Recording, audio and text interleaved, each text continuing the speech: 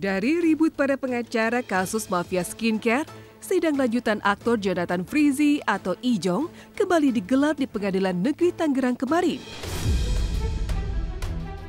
Dalam persidangan yang menghadirkan 3 orang saksi, terungkap dugaan bahwa Ijong adalah aktor utama kasus vape yang diduga mengandung obat keras. Menurut kesaksian para saksi, Ijonglah yang merencanakan pengiriman barang tersebut bersama 2 orang lainnya, yakni Erna dan Victor, yang juga berada dalam grup WA bersama Ijong. Saat ditanya para awak media usai sidang, Ijong mengatakan bahwa dirinya akan tetap kooperatif selama proses hukum berlangsung. Pernyataan ini pun memunculkan tanda tanya. Benarkah sikap kooperatif tersebut menandakan pengakuan halus bahwa Ijong memang diduga mengakui bersalah?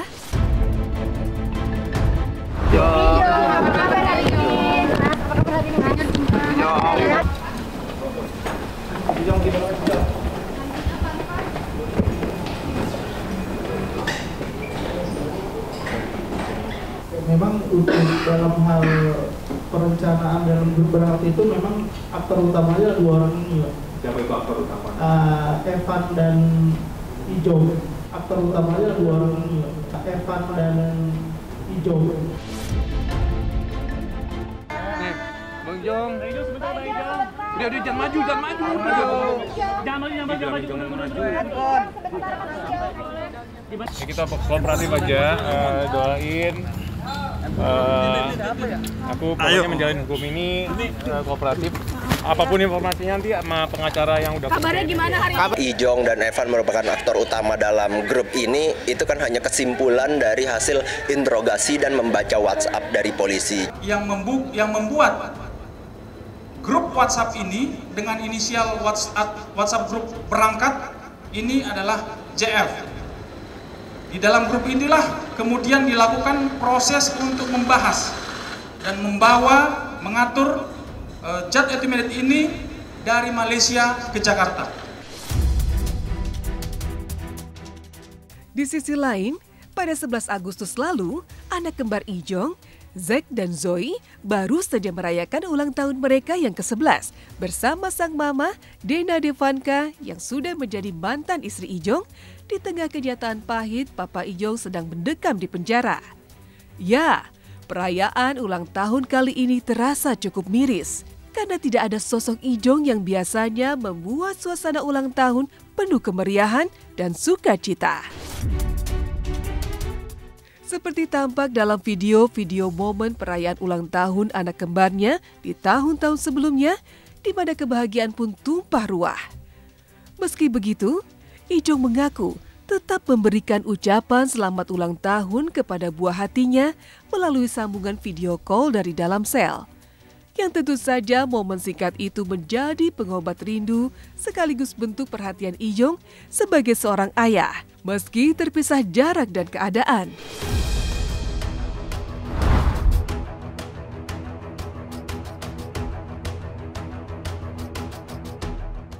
Tahun anak kembar kemarin apakah ada ucapan? Ada dong. Gimana apa yang diucapin? Ada kado. Video call. Ada kado khusus dari Bang Ijong? Ada dong. Doanya untuk Doanya anak untuk anak gimana? Kadonya apa, Kak? Kadonya apa? Aku nggak mau komentar mengenai hal itu gitu loh, karena buat aku kayak kita udah menjalani hidup masing-masing ya.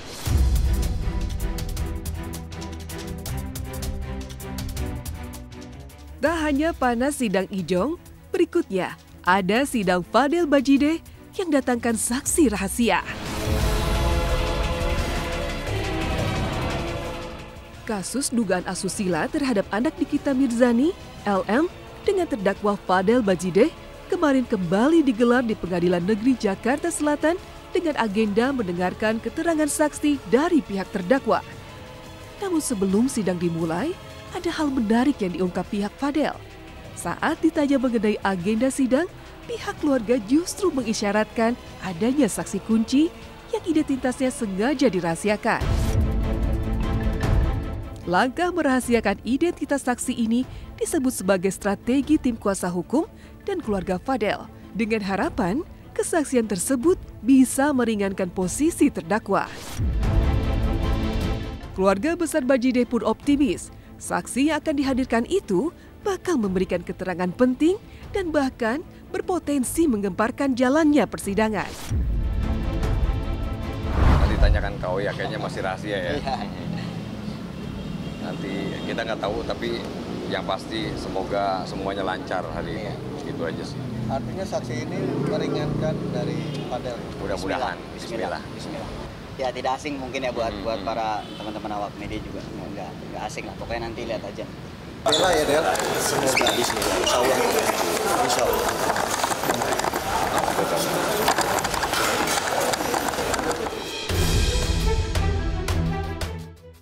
Dan ternyata, saksi yang dihadirkan adalah Fitri Salhuteru yang kini berada di pihak berseberangan dengan Nikita Mirzani. Demi sebuah kebenaran, Fitri menyatakan kesiapannya untuk menjadi saksi dalam kasus Fadel. Bahkan, di sela-sela keterangannya, Fitri terlihat memberikan sindiran halus yang seolah ditujukan kepada seterunya itu, bahwa di dalam persidangan sebaiknya berkelakuan baik dan tidak membuat kericuhan. Saya nggak tahu apa yang mau ditanyakan. Ayo kasih jalan dulu. Nanti ya setelah sidang ya.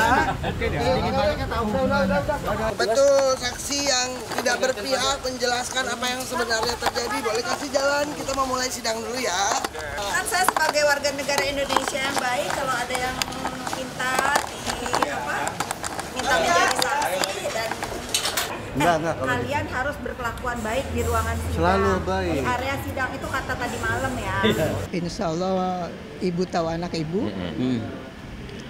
Insya Allah pokoknya wakafa billahi saidah. Hanya Allah yang tahu, itu aja. Kita pasrahkan sama Allah. Kita pasrahkan sama Allah. Seperti diketahui, Fitri yang dulunya merupakan sahabat dekat Nikita Mirzani kini berbalik menjadi lawan. Perubahan sikap ini terjadi setelah Fitri mengaku dirinya dan sang anak pernah dibully oleh Nikita. Sejak saat itu, Fitri kerap membela pihak-pihak yang tengah berkonflik dengan Nikita Mirzani, termasuk kini berdiri di pihak Fadel Bajideh setelah sebelumnya membela Reza Gladys. Lantas, benarkah Fitri tak takut jadi saksi kasus Fadel?